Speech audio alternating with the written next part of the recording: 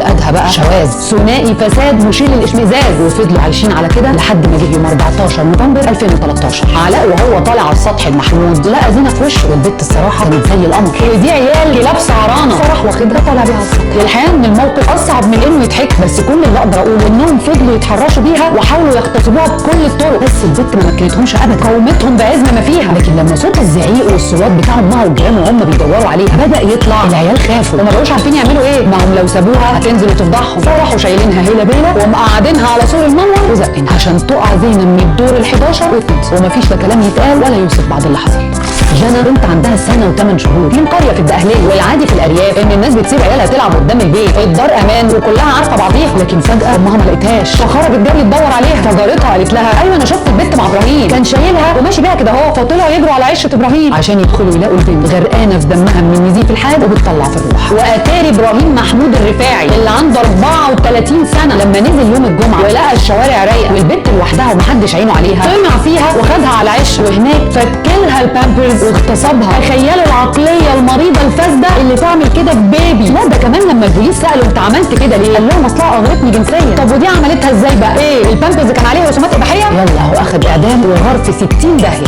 في قريه في قسيم عيله عندها 4 سنين بتلعب قدام الكتاب هي واخوها اللي عنده 7 سنين، شافهم واحد اسمه احمد الشحات، وانا ببقى قصدي اقول اساميهم عشان افضحهم، عنده 25 سنه ومتجوز، بس جواز ايه مع العالم دي، مريض. راح للعيال وقال لهم بقول لكم ايه يا اولاد ما تيجوا معايا على المسجد عشان العيشه هتاذن اهي. قالوا له يلا بينا، واول ما وصلوا احمد قال للواد الشيخ بيناديك فوق اطلع شوفوا عايز ايه، وده راح واخد البت وداخل بيها حمامات الجامع. شفتوا فجر اكتر من كده؟ قفل الباب عليهم وفضل يتحرش بيها وحاول يغتصبها بكل الطرق، بس البت قاومته وفضلت تصرخ، فراح كاتم نفسها ومطلع سكين وقال لها اسكتي خالص بدل ما اذبحك، وحاول يغتصبها تاني، بس البت على صرخه واحده، وبالرغم ان العيشه اذنت وصوت الاذان مال الدنيا الا انه الفاجر ولا حتى بيخاف ربنا. لكن لما الناس بدات تخش الحمام عشان تتوضى خاف لا يتكشف، يعني خاف من الناس وما خافش من ربنا، وبدل ما يمشي ويسيب البت حتى في صدمتها لا ده راح ضاربها بالسكينه في رقبتها وهرب، والبت وقعت يا حبيبتي سايحه بدمها. بس الكاميرات بقى جابت احمد وهو طالع يجري من الجامع، ولما البوليس فتش بيته لقوا بقع الدم على فانيلته الداخليه، ولما حللوها طلعت فعلا دم البنت، ولقوا كمان بقايا السائل المنوي بتاعه، كان فاكرها هتعدي، وساعتها طبعا المحامين حاولوا بكل الطرق يثبتوا انه مجنون ومراته مش كويسه معاه عشان يخرجوه منها، بس الفاجر المريض طلعت مراته لسه والده من 20 يوم بس، وهو برضه خد اعدام وغار في 60,000 داهيه.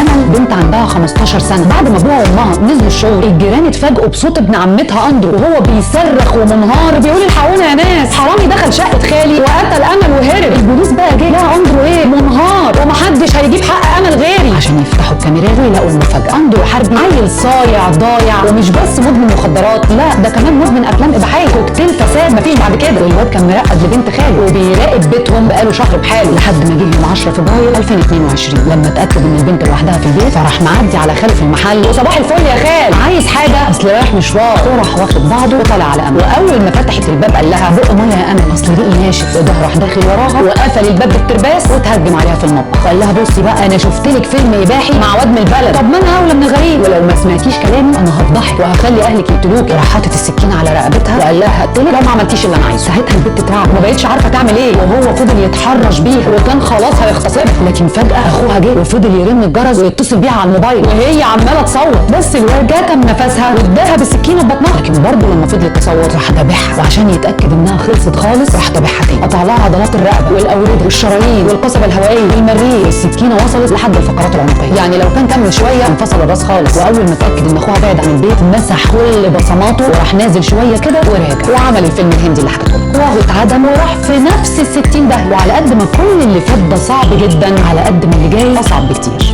المدرسه هي اكتر مكان امان في الدنيا بنسيب ولادنا فيها واحنا ضامنين انهم محميين، فلما العيال يتهتك عرضهم او يغتصبوا جوه المدرسه دي تبقى مصيبه، والموضوع ما بقاش بنات بس بقى، لا ده بنات وصبيان، الناس بقت مريضه قوي. وفي 2024 عامل كانتين في مدرسه في الهرم استدرج عيله في KG 2 يعني عندها 5 سنين، قال لها تعالي معايا ونديكي حاجه حلوه، واخدها واغتصبها شرجيا في كانتين المدرسه، وقال لها لو قلتي لحد انا هضربك ومش هديكي حاجه حلوه تاني. البنت يا حبيبتي اترعبت وخافت حتى تقول لامها وفضلت متبهدله متبهدله كده مع المريض ده، ومحدش في المدرسه الخاصه اللي بيدفع فيها فلوس حس ان البنت بتختفي او مش موجوده في الكلاس بتاعها. ولولا امها اللي لاحظت ان بنتها حزينه ومرضانه وعلى طول نايمه. المصيبه بقى انها لقت نقط دم في هدومها، فقالت لها ايه ده؟ فالبنت انفجرت وحكت كل حاجه لامها. ولما بلغوا اكتشفوا انها مش البنت الوحيده اللي حصل معاها كده، بس احيانا الاهالي بتسكت عشان بيخافوا من الفضيحه. وانا مش فاهم فضيحه ايه دي اللي تيجي جنب نفسيه وصحه عيال. بس هو فعلا الكارثه اللي بجد ان الاغتصاب الشرجي ده بيتصنف على انه هتك عرض مش اغتصاب، وده عقوبته بتبقى السجن المشدد من 3 ل 7 سنين. لكن بعد اللي حصل لياسين الدنيا اتغيرت.